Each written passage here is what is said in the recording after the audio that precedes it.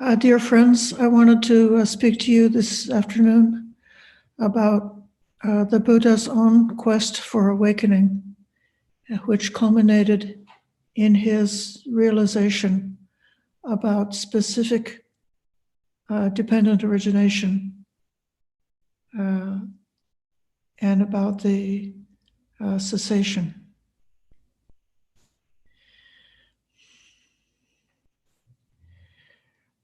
You know, there's so many stories about the Buddha which evolved during the course of the suttas that are collected in our Theravada Pali Canon, and then many further suttas that were collected in the different agamas and the different collections, the post-canonical poetry and works.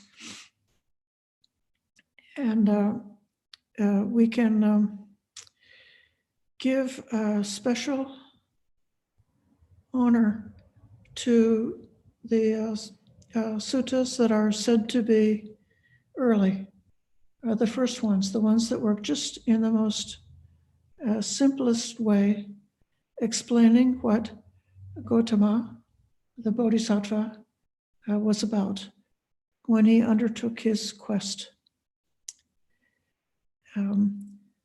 A quest is called, in Pali language, it's referred to as Arya Pariyesana. Arya means noble. Pari is complete or all around. And then Esana has got a double meaning.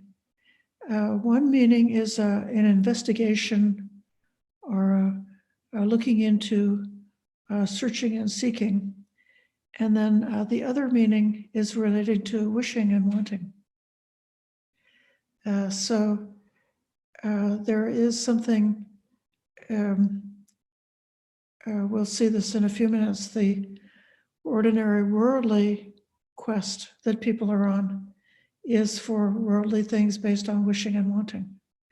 And then the quest that the Buddha undertook was this search of discovery, looking for this penetrating truth that was going to cut through the difficulty in the human condition. We can say that the Buddha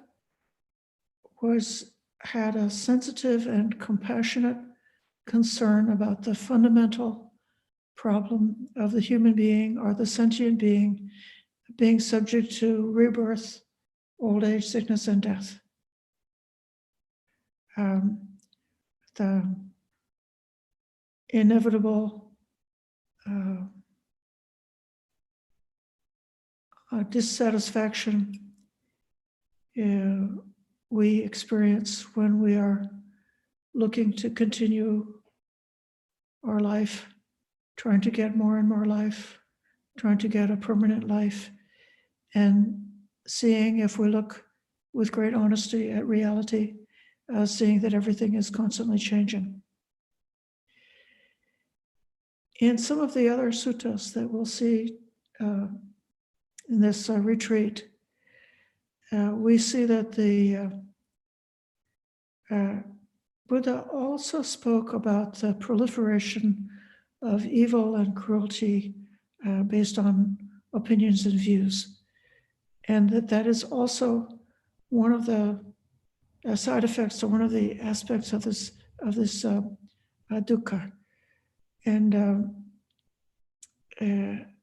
but in the initial teaching, he's really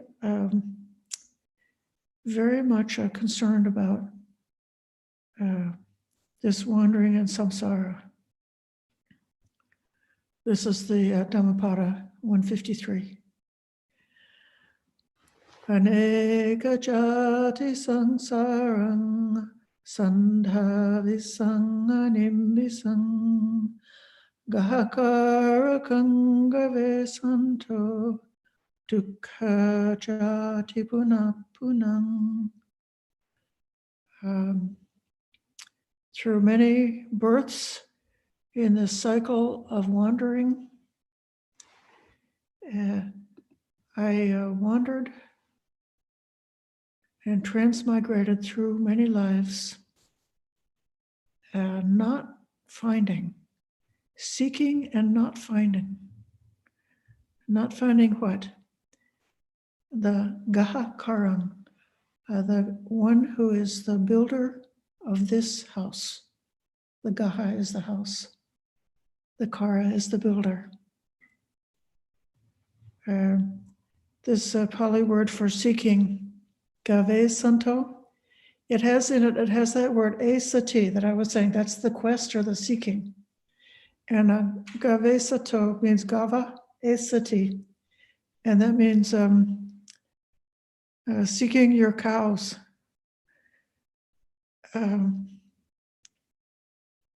If anybody has ever been a cowherd, you will know that there's nothing more anxiety provoking or more difficult and heartbreaking than if your cow is lost.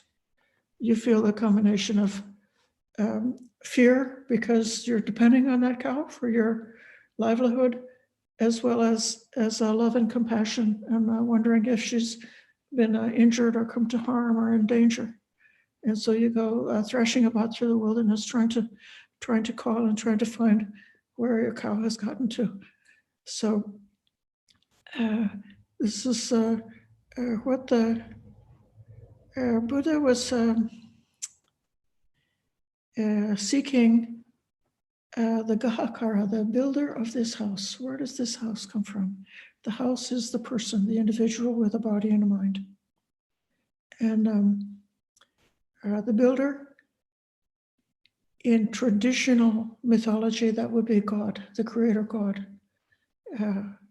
But in this poem, it also has the meaning of what is it deeply seated within the human psyche, which is causing the human being to be constantly creating our existence. Then dukkha jati punapanam, dukkha, sorrowful jati, birth, puna, again and again. Sorrowful it is to be born again and again. And then the second verse is Gahakara kaditosi punagehang nakasi sabate pasuka bhanga gahakutang visankaragatam chittam tanhanang kayamanjaka. Gahakaraka, O house builder, Ditose, I see you. Puna, again, a house, Nakasi, you will not build another house. Sabate pasakabaga, all thy rafters are broken. Gahakutang, visankatang, the ridgepole is shattered. And this visankatang, being the shattering of the ridgepole of our clinging to existence, also has a double meaning. The sankata is related to sankara, which is the beginning of dependent origination, meaning formations. It is how the mind fabricates an existence. And visankata,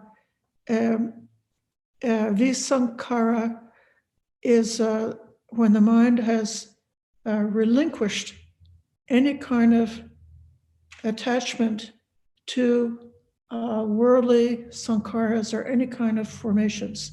So the mind is given up on this endless process of creating and creating and creating. So the mind has gone to the unconditioned, the visankara. That's an epithet for nibbana.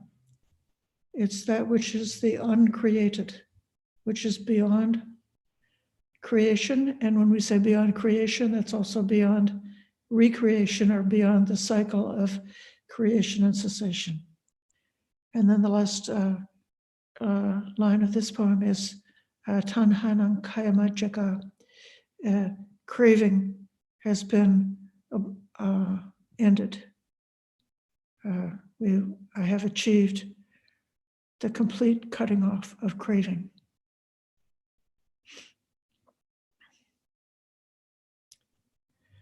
I mentioned earlier today that dependent origination has two phases. One is the feelings and reactions, and the destruction of the feelings and reactions is described here when it says craving has been obliterated.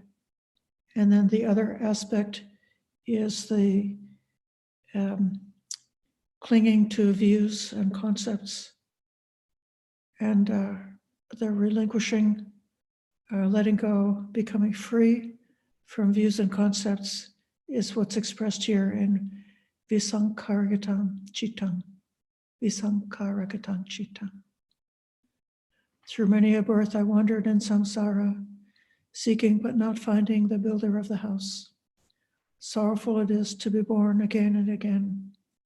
O house builder, thou art seen. Thou shalt build no house again. All thy rafters are broken. Thy ridgepole is shattered. My mind has attained the unconditioned. Achieved is the end of craving. The sutta that's considered by scholars to be an early version, or perhaps the earliest version of the Buddha's awakening, is number 26 in the middle length discourses, called the Arya Pariyesana Sutta. The sutta on the noble search. I'm not going to emphasize so much the story elements today in this, but I want to really draw your attention to the parts about what was the Buddha's insight that he realized, that he was describing in this search. He said, O mendicants, there are two searches, the noble search and the ignoble search. What was the ignoble search? It's when someone who is themselves liable to be reborn seeks what is also liable to be reborn, themselves liable to grow old, fall sick, die, sorrow, and become corrupted. They seek what is also liable to these things. And what should be described as liable to be reborn, liable to grow old, to fall sick, to die, liable to sorrow, liable to become corrupted. That would be partners and children, male and female bond servants, goats and sheep, chickens and pigs, elephants and cattle are liable to be reborn. So anything to do with our natural family and with the natural accumulation of the householder life, accumulating of our livelihood and accumulating of all of the accoutrements of having a householder's livelihood. Having that, you could say, a kind of a protective buffer zone of one's wealth, knowing that one is not immediately in danger of facing a mortal threat to one's life or existence, because you have these bond servants, goats and sheep, chicken and pigs, elephants and cattle, so you can survive perhaps most of the calamities that might come along. Then the Buddha goes on to say, being myself liable to be born, understanding the drawbacks in being liable to be reborn. Okay, so what are these drawbacks? Impermanence is the major one, that they won't last. the nature of the mind to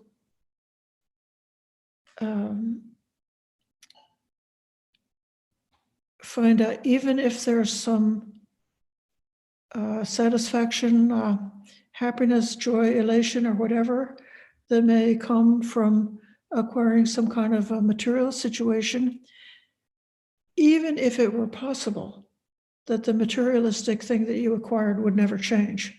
Let's suppose you acquire a diamond ring, okay? And so that might last even longer than your lifetime without changing. But even though the thing is not changing, you are always changing. And so your joy, elation, or comfort that you may take in that thing is also going to be always changing. It's not going to be consistent. And so that inconsistency is painful.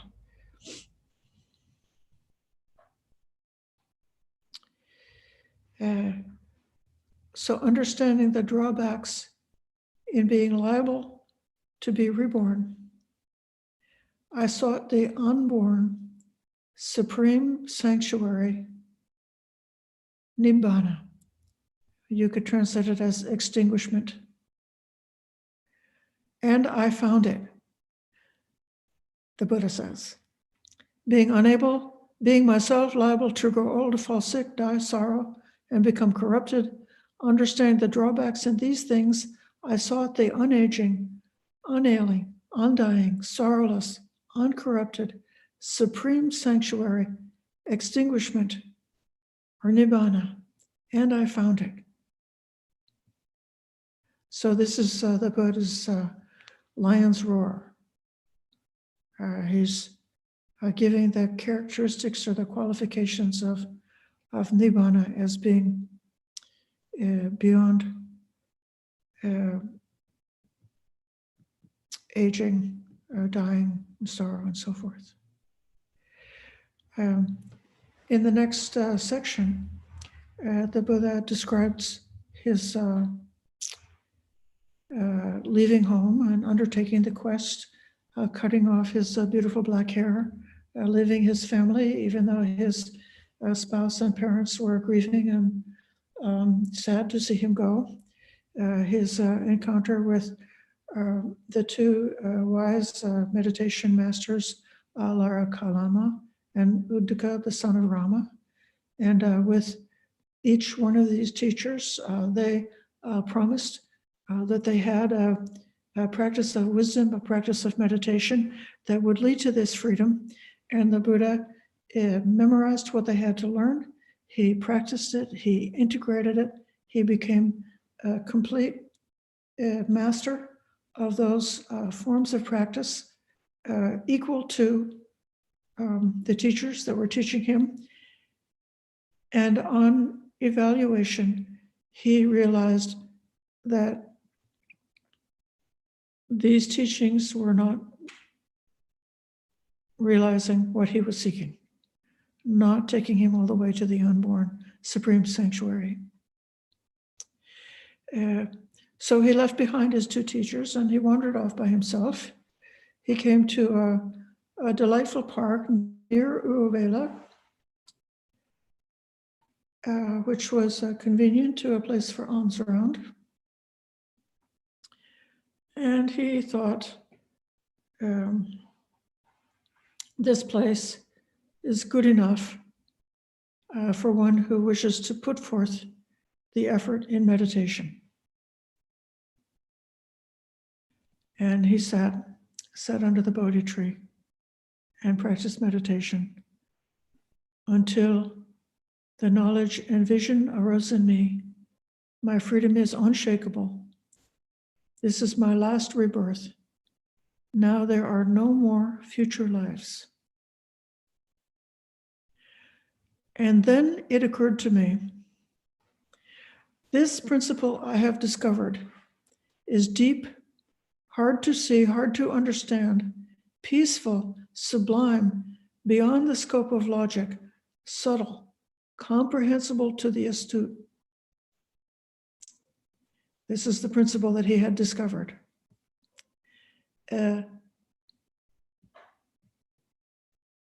But people like attachment, they love it and enjoy it. It's hard for them to see this thing. That is, and now finally we come to the punchline. This is what the Buddha saw. The Buddha saw specific conditionality, dependent origination. And he saw the stilling of all activities, the letting go of all attachments, the ending of craving, fading away, cessation, and extinguishment.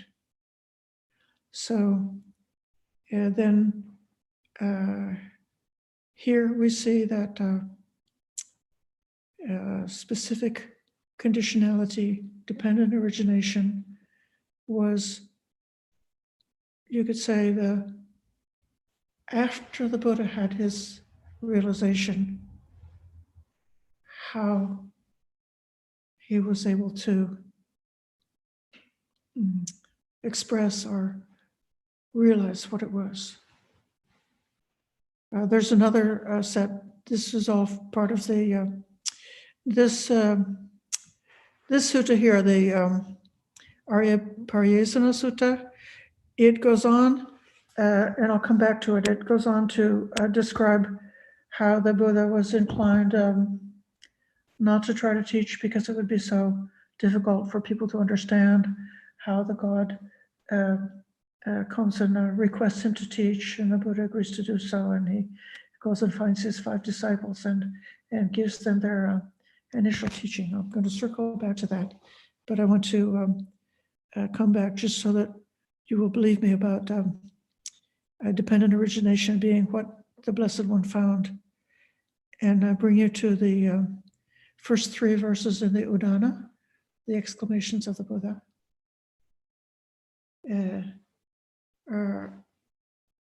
Just after he was first awakened, the Buddha was staying near Uruvela at the root of the tree, awakening on the bank of the Naranjara River.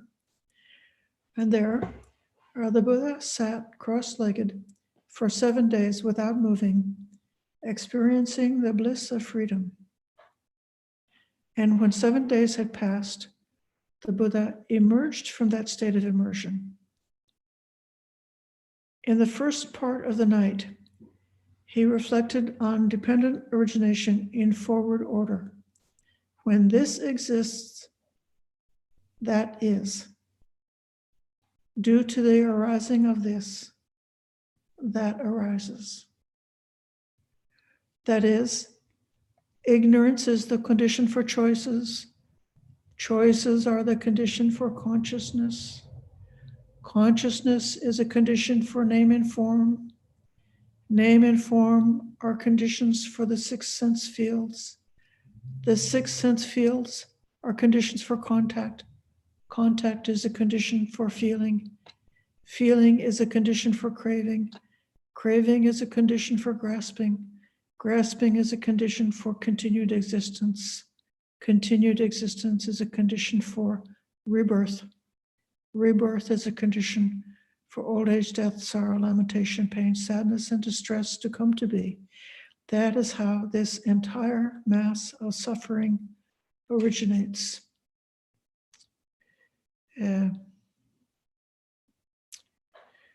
When things become clear to the keen meditating Brahmin, his doubts are dispelled, since he understands each thing and its cause.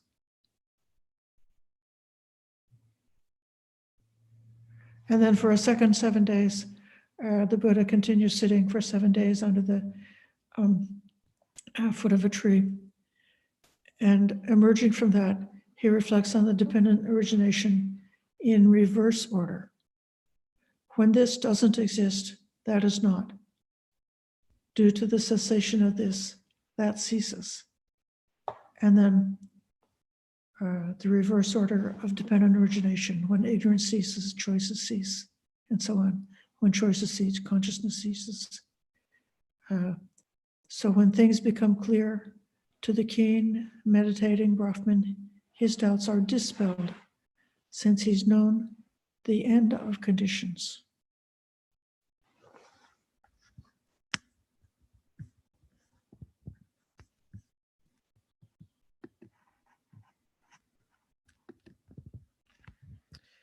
So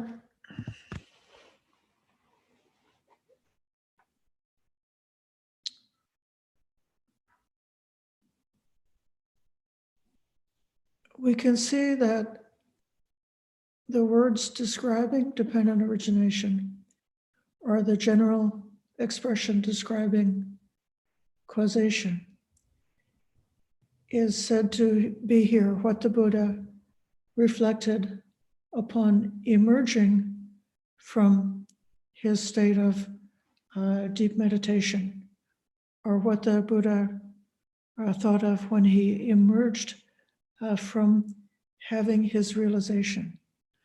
So already these words are somewhat like concepts that are one step removed from the actual realization itself, that are only pointing towards what can be realized. I know that for my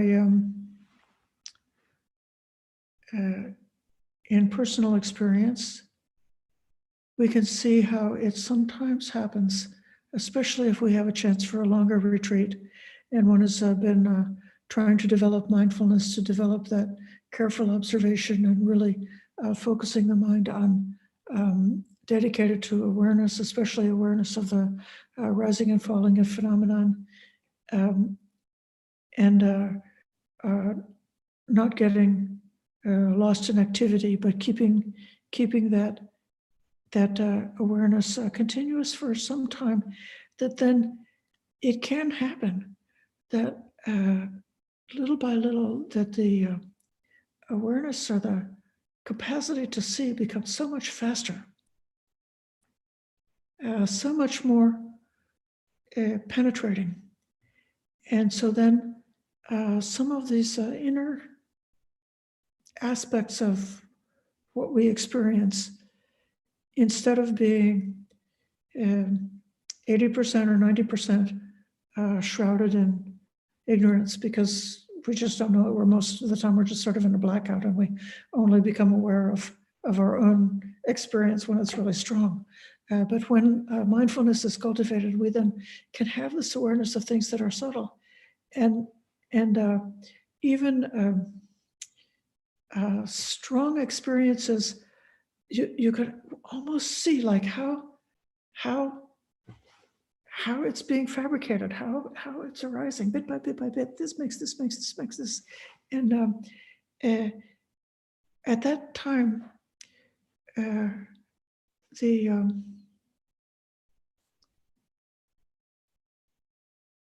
tendency towards a reaction, such as liking or disliking, or wanting to hold on to something or wanting to get rid of something else, is sort of like blown away. And instead of having those kinds of reactions, one has what's called like a kind of joyful interest, saying, wow, look at that, that's amazing. And so this is kind of what I imagine is the direction and what I ought to cultivate as the kind of insight, the kind of a state of mind that would make it possible to personally be able to see this arising and passing away, to be able to personally experience, yes, because of that, something arose. Because of the cessation of that, something ceased.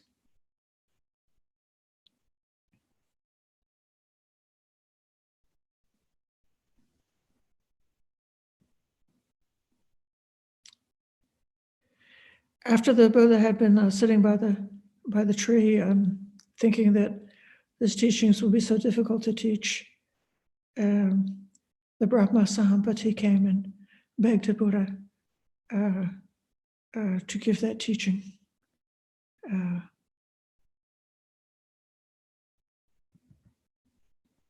And he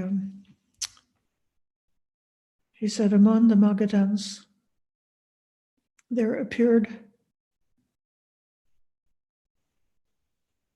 in the past an impure teaching that was thought up by those still stained. Venerable Sir, fling open the door to the deathless. Let them hear the pure teaching one has discovered. Standing high on a rocky mountain, you can see people all around. In just the same way, all seer, wise one, having ascended to the temple of truth, rid of sorrow, look upon the people swamped with sorrow, oppressed by rebirth and old age. Rise, O hero. Wander in the world without obligation. Let the Blessed One teach the Dhamma. There will be those who understand. And so understanding the Buddha's, the Brahma Sahampati's invitation, the Buddha agreed to do so. They give the metaphor of the pool of water lilies.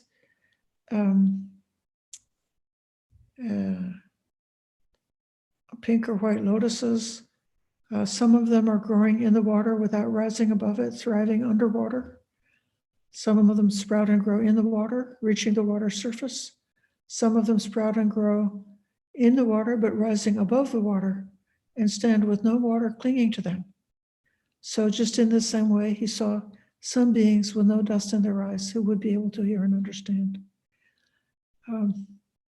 Casting his eye over the world, he realized that his two former meditation teachers, Alara Kalama and Rama, the Uddaka son of Rama, had both passed away.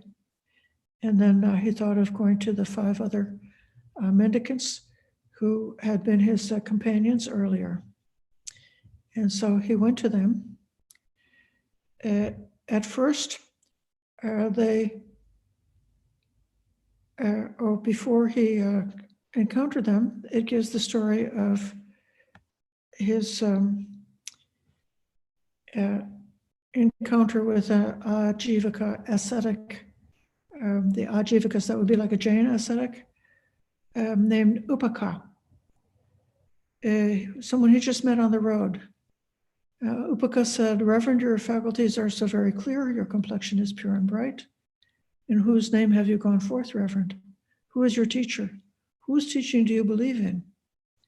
And the Buddha replied, "I am the champion, the knower of all, unsullied in the midst of all things. I've given up all, freed through the ending of craving. I've given up all." See, that's that visankargatang, that's a separation from all attachments, separation from all fabrications, freed through the end of craving. Since I know for myself, whose follower should I be? I have no teacher. There is no one like me in the world with its gods. I have no counterpart.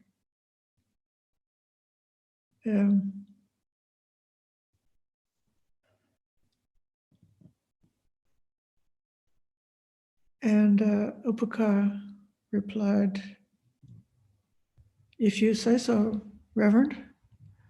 Shaking his head, he took the wrong turn and left.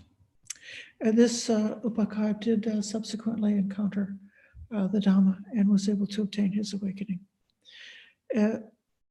So the mendicants at first were doubtful because they felt he had given up asceticism and practiced a life of comfort. But he was able to convince them that he has not become indulgent or strayed from the struggle to return to indulgence, but instead that he was practicing the middle way between extreme asceticism and sensual indulgence, and that he'd become perfected and fully awakened. He spent period of time teaching them about just this thought process that the Buddhists described at the beginning, being oneself liable to be reborn, understanding the drawbacks in being liable to be reborn, seeking the supreme sanctuary, extinguishment, don't seek it in anything else, which is also subject to those conditions, subject to being reborn. And they did find it. Now, he gave a teaching. This is the conclusion of this sutta. And this is, I think, his first teaching of the gradual training that would be directed towards a person who has some amount of disenchantment with this world. To some degree, they are disenchanted with dukkha. They long for that penetrating insight, for that knowledge and vision, to be able to actually see causation, to be able to actually see it in a way that cuts the root of craving, but not yet able to do so. So here is the beginning of the gradual training. Mendicants, there are 5 kinds of sensual stimulation. The sights that are likable, desirable, agreeable, pleasant, sensual, and arousing. Sounds, smells, tastes, and touches that are likable, desirable, agreeable, pleasant, sensual, and arousing.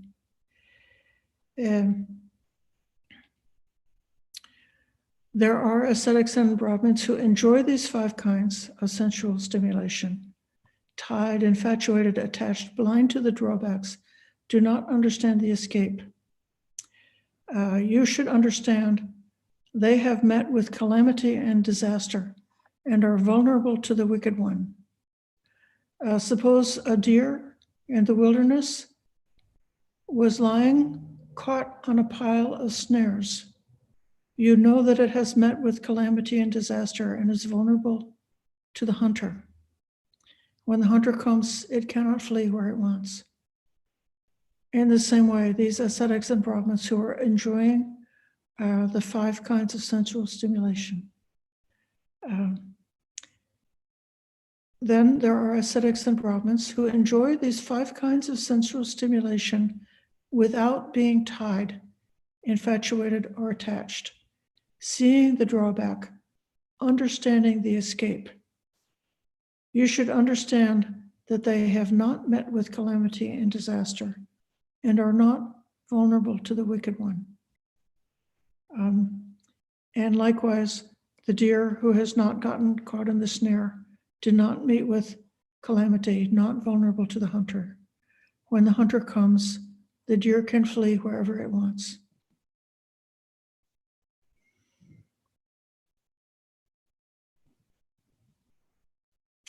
Then suppose there's a wild deer wandering in the forest that walked, stood, sat, and laid down in confidence. Why is that? Because it's beyond the hunter's range.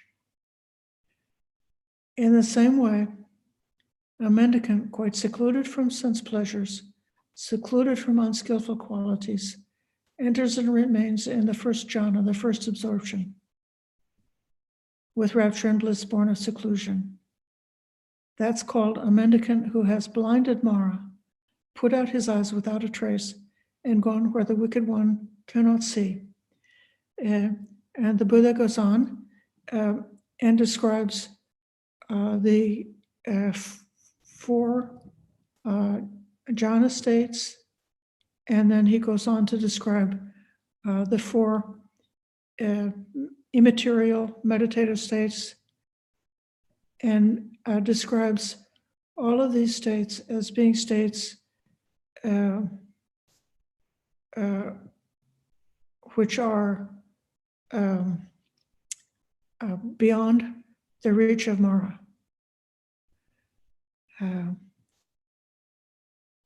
Beyond the range of Mara, the range of safety. And so I take the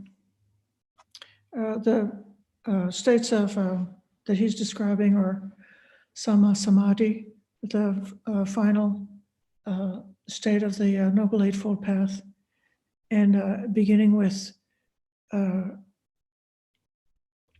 relinquishing giving up, letting go of the hindrances or attachment to sensual pleasure, becoming not tied, bound, or trapped from all of the worldly things which are dear and delightful to us.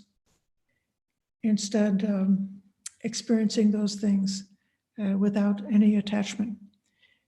This is kind of I think, a precondition for insight that the Buddha gave as a beginning, first step on the path to awakening.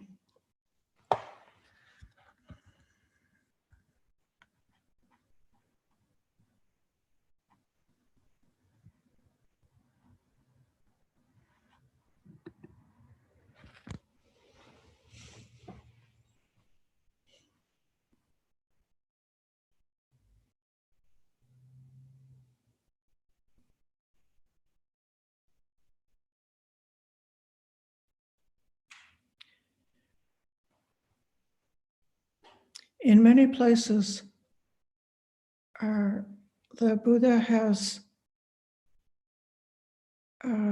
said that when we experience different kinds of attachment or reactivity without proper awareness, without penetrating wisdom, just experiencing the surface of things, not seeing into the depths, not seeing the foundation, not seeing actually the condition, how those things are arising. As long as we don't see into it, then we're trapped.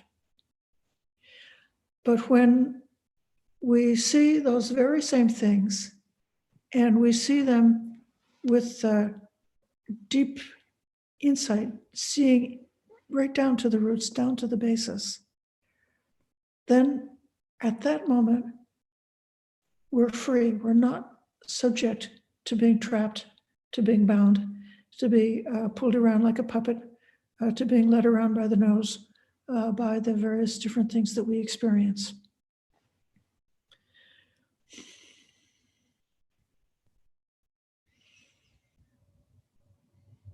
So this is truly a path of insight. We're not here because we're on a practice of willpower, that we could exert, lots and lots of effort, and if we just try hard and do our meditation push-ups and sit for meditation for 1 hour, 2 hours, 3 hours, 8 hours, 10 hours, spend a continuous effort to be completely perfect in our sila, our morality, that kind of efforting is going to lead to our awakening. Instead, all of those practices that we do, the meditation practices, just developing enough agency over our own mind in meditation that we're able to settle on an object of meditation and watch it without being lost in thought or carried away. Just having enough agency to make choices about our behavior, and we don't say, I had to do something unskillful because that so-and-so did something to me and therefore I had to do something to them or something like that. We're not like that. We're beyond that. We have agency, we have a choice. And it was by using a willpower that we attained a certain kind of a level of mastery and control. But all of those things are almost irrelevant to the goal. They're just clearing away the underbrush that makes it possible to have the condition for this gaining insight and being able to see into our experiences. I'm not talking about the delusion of self, but that's going to come along later as being, I guess you could say, one thing that is blinding us is all of our wishes and wants and likes and dislikes. And then the other thing that blinds us is the delusion of self. And are those two things then when they work together, and when the delusion of self is building up an ideology about justifying our like and dislike is justified by a great story that we tell ourselves, which is about defending ourselves, then it becomes even more powerful and more dangerous, and we become more and more stuck and farther away from having any possibility of real insight. I may close by mentioning that my teacher, Bhante Gunaratana, has a funny way of putting it. He said that greed and ignorance fell in love, and they got married and had a baby, and the baby was self. And then ever thereafter, greed and ignorance have to spend all of their effort and energy nurturing and taking care of and providing for the continuation and the survival of self. So that's one way of thinking about how they work together.